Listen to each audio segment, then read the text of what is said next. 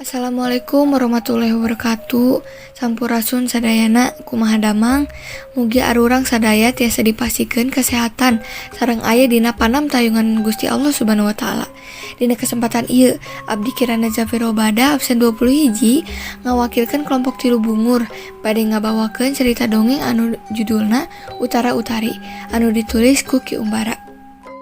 Abdi mawakeun carita dongeng Utara Utari teh nyandak sareng terinspirasi dina buku anu ditulis ku Ki Umbara. Dongeng anu dijieun ku Ki Umbara teh loba pisan sareng ara alus caritana ge.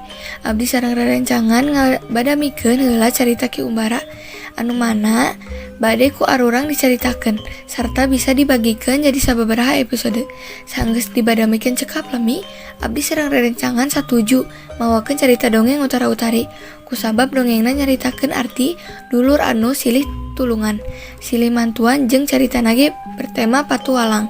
Pasti sadayana resep carita nu kieu mah, nu temana patualangan pan. Saeutik review ieu mah nya ti abdi.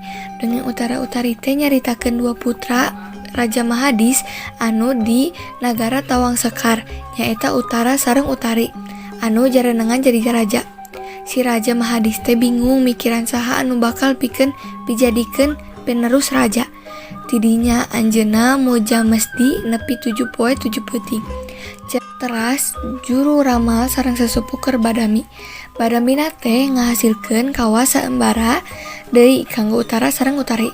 Nyaeta saha anu milarian kembang pancawarna ti heula eta nu kedah jadi raja ti payun.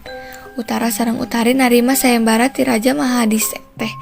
Sata acan angkat neang kembang duanana dipiwarang atau didoakeun ku Kanjeng Raja pipados salamet.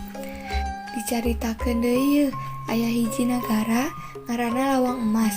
Rajana teh tos sepuh pisan, namina teh Raden Pati anu boga 2 putra sareng istri anu geulis serta ampuh. Raden Pati gaduh singa sajodo pusaka jimat nagara. Eta singa sajodo teh dilepaskeun ku Ki Pati teh kanggo wasiat. Tuluy disayembarakeun saha anu maehan jaluna eta jadi pirajaeun, lamun bikangna diganjar ku duit emas. Cekap sakitu review ti abdi. Upami sareana panasaran kanggo dongeng Utara Utari teh, mangga dangukeun carita nu dibawakeun ku rerencangan abdi di episode-episode salanjutna. Sakedap heula tong di skip heula serta acan ngadangukeun carita di episode selanjutnya. Hayu sadayana ngadangukeun heula cover lagu Tanah Sunda ti kelompok abdi. Cekidot. Tanah Sunda wibawa gemah ripatur endah nu ngumbara suka betah. Urang Sunda sawawa sing toek saperceka ngangga dharma anu nyata.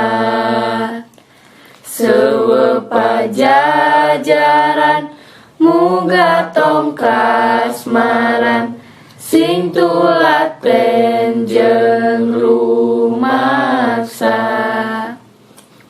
Miara pakaya memang sawajibna, getan titen rumawat tanah pusaka.